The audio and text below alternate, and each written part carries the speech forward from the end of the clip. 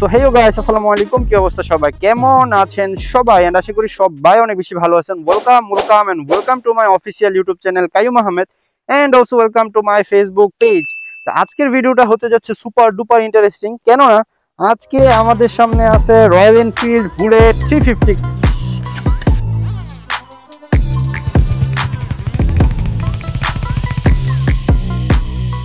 First impression video শুরু করার আগে ভাইয়া মোটামুটি এটার মধ্যে ভালোই মডিফিকেশন করছে। এই যে অনেক কিছুই দেখা যাচ্ছে লাগাইছে। এখন চলেন আমরা জাস্ট ভাইয়া যে মডিফিকেশন গুলো করেছে ওগুলা একটু দেখে আসি। বাইকের একদম ফ্রন্ট সাইডে আসি, তাহলে দেখতে পাবো এই যে লাইটের মধ্যে এই উপরের যেই কাভারটা আছে ওইটা, এটা মেবি অ্যালুমিনিয়ামের, প্লাস্টিক না।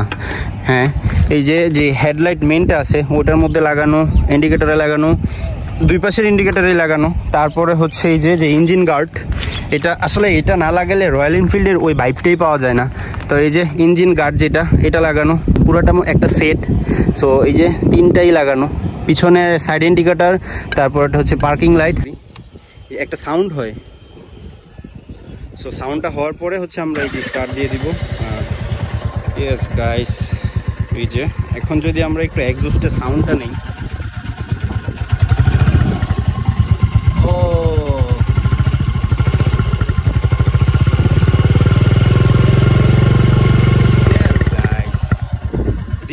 Royal Enfield exhaust. আমরা যদি আমাদের ডান পাশের এই যে এখানে আসি, তাহলে আমরা দেখতে পাবো এখানে হচ্ছে আছে ইগনিশন সুইচ, মানে এটা দিয়ে মূলত বাইক স্টার্ট অন অফ করে। আর এটা, হ্যাঁ, এটা হচ্ছে লাইটের সুইচ। আর আমরা বাম পাশে আসি, বাম পাশে এখানে অনেকগুলো আছে। এই যে যেমন এখানে আছে এই যে পাশের সুইচ, আর এই যে এখানে আছে মনে হয় হাই বিম, লো বিম। এখানে হচ্ছে ইন্ডিকেটর, দুই পাশের ইন্ডিকেটর। বসার পরে যখন নাকি চাবিটা ওপেন করবেন, মানে মিটারটা জাস্ট একটু খেয়াল করেন, এই যে ও আবার চলে আসবে। সো এই জিনিসটা হচ্ছে আপনারা একদম সর্বপ্রথম অনুভব করতে পারবেন। এখন চলেন আমরা একদম রাইডিং এ চলে যাই, কারণ এটাতে আর কি যা দেখানোর আমি তো আসলে ফার্স্ট ইমপ্রেশনে দেখাই দিচ্ছি মোটামুটি। এখন চলেন আমরা সরাসরি রাইডিং এ যাই। রাইডিং এ গিয়ে এই বাইকটা রাইডিং ফিলটা নেই, কি বলেন? চলেন সরাসরি রাইডিং এ চলে যাই। 3, 2, 1 গো। ওকে, তো গাইস কেমন লাগতেছে নতুন একটা ককপিট থেকে? এটার স্মুথনেস প্রচুর ভালো, প্রচুর। আর এখন আছি হচ্ছে এই যে কুড়িল ফ্লাইওভার থেকে এখন যাচ্ছি উত্তরার দিকে। তো ও মাই গড, আমি কিন্তু পুরো ছেড়ে দিছি। হ্যাঁ, আর বাইকের মতো যাচ্ছে, মানে স্মুথ, অনেক ভালো, অনেক। ফার্স্ট ইমপ্রেশন ভিডিও আসলে ওরকম আহামরি কিছু হয় না, জাস্ট আমি নতুন একটা বাইক রাইড করছি আর ওইটার এক্সপিরিয়েন্সটাই আপনাদের সাথে শেয়ার করতেছি। এখন বাজতেছে অলরেডি 2:04। আজকে শুক্রবার, তো শুক্রবার জুমার নামাজ পড়েই হচ্ছে বের হয়ে গেছি ভিডিও করতে। ভাইয়াকেও সেই লাগতেছে, ভাইয়া পিছনে। বাট একটা অনেস্ট রিভিউ, যেটা আমি যখন ভাইয়ারটাই বসছি আর ভাইয়া যখন আমারটাই বসছে, তখন আমার কাছে মনে হইতেছে আমি কিসের উপরে যেন বসছি। নর্মালি আমারটার ওয়েট হচ্ছে অ্যারাউন্ড 150 কেজি, আর এটা হচ্ছে 195 কেজি। ভাইয়া যখন আমারটার উপরে বসছে, তখন ভাইয়া বলতেছে যে আল্লাহ, আমি মনে হইতেছে প্লাস্টিক উঠাইতেছি। তো জিনিসটা আসলে এরকমই।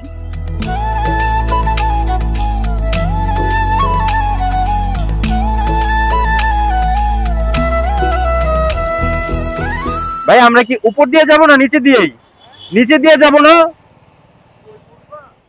না, একটু সামনে যাব, নিচে দিয়ে যাব না উপর দিয়ে যাব? উপর দিয়ে। আচ্ছা। গাইস, এটা মানে রাইড করে যা মজা লাগতেছে, আপনারা যদি রাইড না করেন তাহলে আসলে বুঝতে পারবেন না।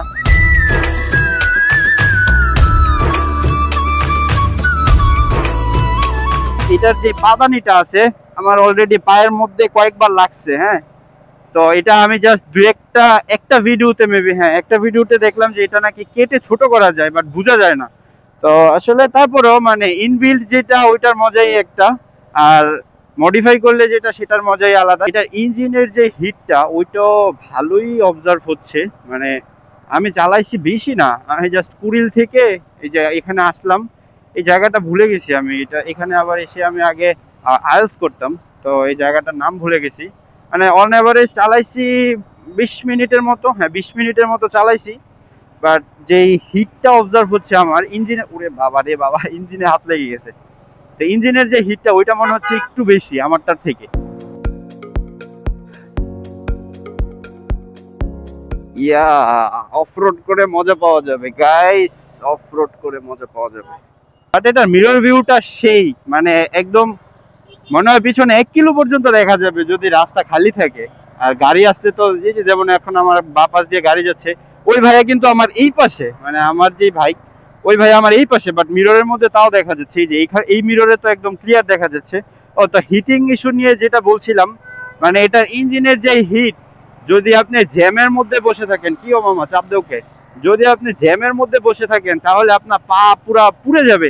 আর এই যে এইসব পাতলা যে প্যান্ট গুলো আছে এগুলা পরে তো এই বাইক রাইড করা অসম্ভব। মাস্ট জিন্স প্যান্ট পরতে হবে, এছাড়া কোনো বিকল্প নাই। কারণ বাংলাদেশের যে রাস্তা, কখন আপনি কোথায় জ্যামে পড়ে যান সেটা আসলে আপনি নিজেও জানবেন না।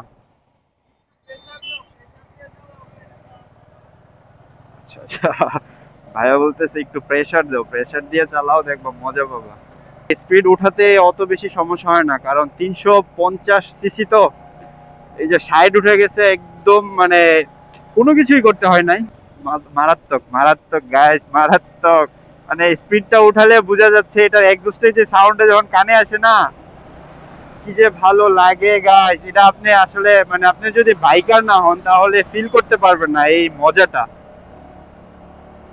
ওকে 70, ইয়েস, 70-এর উপরে আর যাচ্ছি না, কারণ যতই হোক ব্রেকিং পিরিয়ডে চলতেছে একটা বাইক, এটাকে নিয়ে এভাবে টানা ঠিক না। আর এসব রাজকীয় গাড়ি তো আরো আগে না, তো অবশ্যই ব্রেকিং পিরিয়ড মেনটেন করতে হবে যে কোনো বাইকের বেলায়। ওর রে, সামনে দিয়ে আরেকটা আছে, ইয়ো ইয়ো, এটা হচ্ছে কি, সামনেরটা হচ্ছে classic 350 R15 royal Enfield and royal Enfield, ওটা হচ্ছে ব্ল্যাকটা।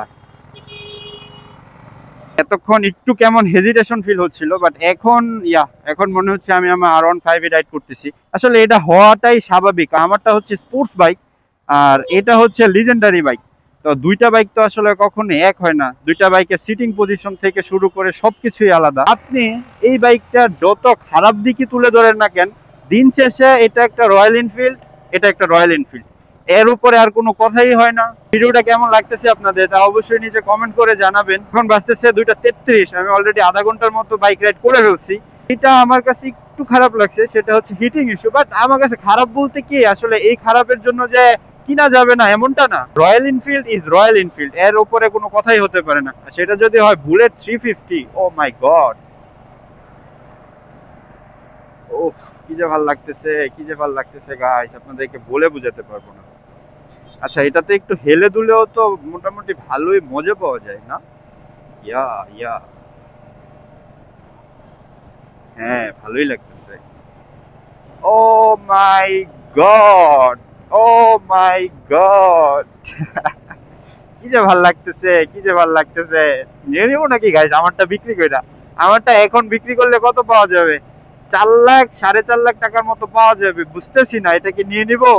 গাইস আপনারা কি বলেন, কমেন্ট করেন তো দেখি আপনাদের আসলে পরামর্শ কি, কেমন লাগতেছে গাইস আপনাদের কাছে, অবশ্যই কিন্তু কমেন্ট করবেন।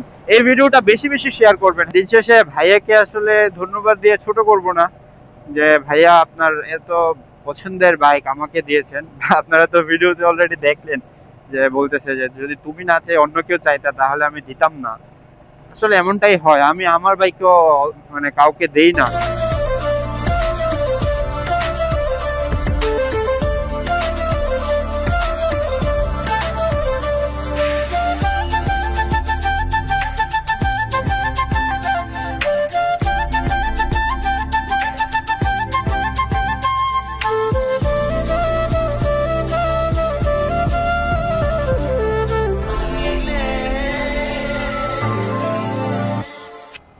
কি রে ভাই, এমন লাগতেছে কি, আল্লাহ, রয়্যাল এনফিল্ড চালান যাইবো না।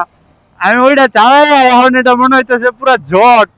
আই হাই, কি একটা অবস্থা। ওইটা চালাই তো আমি এটাতে বসতেই পারতেছি না ঠিকঠাক মতো, কেমন জানি আনইজি লাগতেছে। আমি বাইক প্রথম অবস্থায় যখন চালানো শিখছি তখনও তো এমন লাগে নাই, বাট এখন যেমনটা লাগতেছে, রয়্যাল এনফিল্ড চালাইলে এটা চালান যাবো না, এটা চালাইলে রয়্যাল এনফিল্ড চালান যাবো না। যারা R15 চালায় এরা আমারে গাইলেইবো, বাট কিছু করার নাই ভাই, যেটা সত্য ওইটাই বললাম। মানে রয়্যাল এনফিল্ড থেকে এটাতে বসার পরে ওই ভারী আর হালকার যে বিষয়টা ওইটা তো আছেই, এছাড়াও মানে এটা কেমন জানি লাগতেছে আমার কাছে, আমি নিজেও বলে বুঝাইতে পারতেছি না। প্রায় 2 ঘন্টার মতো এটা রাইড করে আমার কাছে এটা ভালো লাগতেছে না। রয়্যাল এনফিল্ড ফার্স্ট ইমপ্রেশন কেমন লেগেছে আপনাদের তা অবশ্যই কিন্তু কমেন্ট করে জানাতে ভুলবেন না। বাবা রে বাবা। তো আজকে ভিডিওটা এখান থেকে শেষ করে দিচ্ছি, দেখা হচ্ছে পরবর্তী ভিডিওতে। ততক্ষণ পর্যন্ত সবাই ভালো থাকুন, সুস্থ থাকুন, tata, take care, have fun and good by.